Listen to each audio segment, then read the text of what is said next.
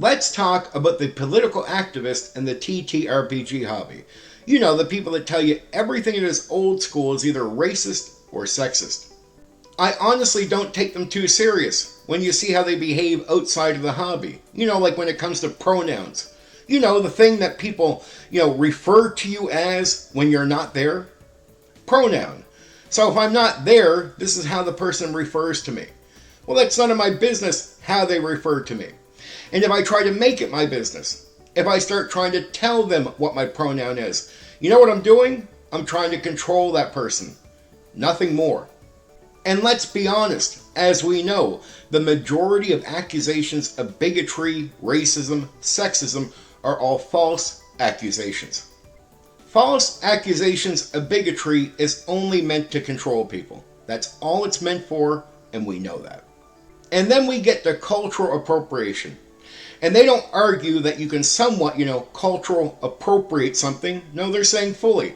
Cultural appropriation on any level is bad. When you are accused of cultural appropriation, it's like being accused of racism or sexism. That's how they hammer it in. That's what they expect to use it for, to control you. So my question would be this. How do you justify that position when you come into this hobby, when the entire hobby is based on appropriating culture? Tabletop role-playing games are made off a backbone of cultural appropriation.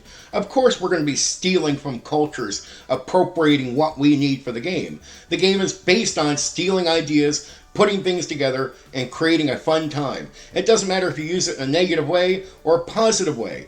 Either way, we're looking for an interesting experience. But if you really believe cultural appropriation is wrong, is bad, you should look at what we're doing and go, this entire hobby is a disgrace. And what it's built off of is a disgrace. But we know that's not true. So when you bring your hypocritical view about cultural appropriation to the tabletop role-playing game hobby, you should be laughed out of the hobby as quick as you got here. Ha! The only thing that those political activists are achieving in the tabletop role-playing game hobby isn't anything good. They're achieving control. Trying to control the hobby, the market, the people in the hobby, and they're doing it with some success, but only some, not enough. Either way, their ideas really don't fit in here. And when those ideas are tested against what we're doing, you'll notice how easily it flops. There's no real bigotry going on here on any level that we even need to talk about it or debate, right? But if you want to, play victim, so you can justify getting something that, there's really no other way of arguing for. It's like, hey, I'm hurt, give me this. Well, if you're not hurt, should I give it to you? Well, no. Well, then what if your accusation that leads to you saying, your claim of being hurt is false? Well, then you're really not hurt. Well, then I shouldn't give in to anything you're asking for. And in reality, we got a bunch of activists that are victims who are not really victims. And just about everything that they're demanding from the hobby and from the people in the hobby is not justified under the conditions that they're really not hurt. Anyway, for now, take care. You know what you can do? You can hit the like button. You can share the video. Oh, and there's another button you can press. That one that lets you subscribe to my channel for more content.